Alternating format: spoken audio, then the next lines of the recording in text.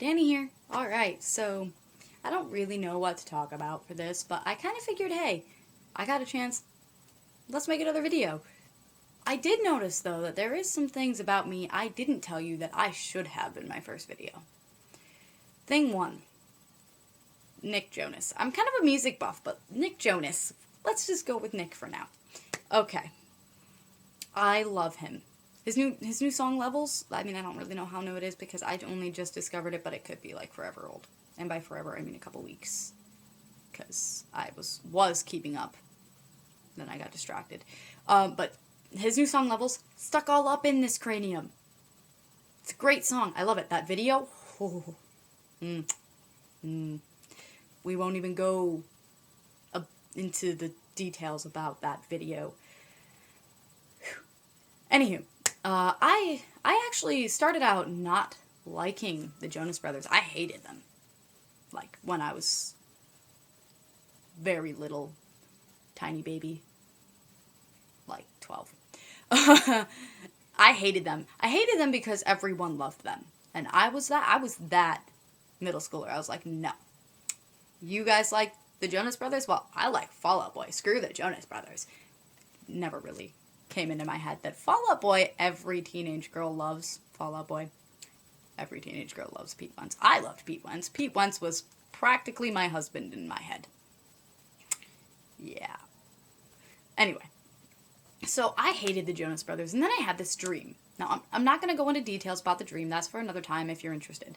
Because all I'm going to tell you is, the one I hated the most was Nick Jonas. I wanted to literally be the reason that man fell off a freaking building. I hated him that much. Probably because I thought he was the most popular. Now I really have no idea who was the most popular in that band at the time. No idea. But I thought it was Nick Jonas. And I also think I was in denial about how attracted to him I was. But then I had this dream. And immediately I was like, oh my god, I love Nick Jonas. I love the Jonas Brothers. They're great. What was I doing denying this? And I still believe that to this day. What was I doing denying it? The Jonas Brothers were amazing. And Nick Jonas, particularly now, oh boy, do I love it. But I didn't know. See, I wasn't a real big follower of things. I'm not good at sticking to it. I skipped a whole era for Nick. I unintentionally skipped the Nick and the Administration stuff. Not because I didn't care. I was distracted. I was distracted with getting into things like other music, more rock stuff, like, for example, Pierce Veil, AFI. Now, AFI is one of those bands that I don't love them half as much as I did when I was 14. When I was 14, I was like, oh boy, AFI. Davey Havoc. And now I'm just like, yeah, will I probably listen to their new album? Yeah, maybe. Will I probably listen to it more than once? Probably not. Not because I don't like their music. They're still great musicians. But I guess I grew out of it. They're just not my cup of tea anymore. Like, I still love their old stuff. I really do. But their new stuff, like their last album, I liked it for like a week. And then I was like, I like you guys. I'm glad you're happy. This is a great direction you're taking. But it's just not me. Not my thing. Great if you still love them and if you are still with them. Good on you. Or even if you just got into them because of this album. Good on you. But me, I kind of moved on. I moved on from my Davey obsession, too. I don't know what was going on there. We won't even go there. Lots of drama.